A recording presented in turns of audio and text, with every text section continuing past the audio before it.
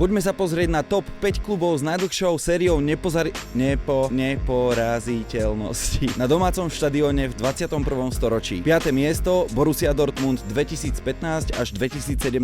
Neporaziteľnosť trvala 924 dní, čo predstavuje 41 zápasov. 4. miesto Juventus Turín v rokoch 2013 až 2015 959 dní. Ideme na 3. miesto, na ktorom je legendárne San Siro a nie je to AC Milano. V rokoch 2008 až 2010 Inter Milano pod taktovkou Joseho Mourinha neprehral doma 967 dní, čo predstavuje 46 zápasov. Poďme do Anglicka, 2. miesto Liverpool. V rokoch 2017 až 2021, kedy Liverpool vyhral aj Premier League a Champions League, držal aj ohromnú sériu neporaziteľnosti, ktorá trvala 1369 dní, čo je 68 zápasov. Poďme na 1. miesto, takto Barcelona, Real Madrid.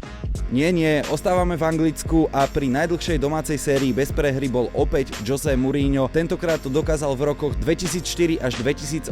S londýnskou Chelsea neprehral 4 roky, 1709 dní, čo bolo 86 zápasov.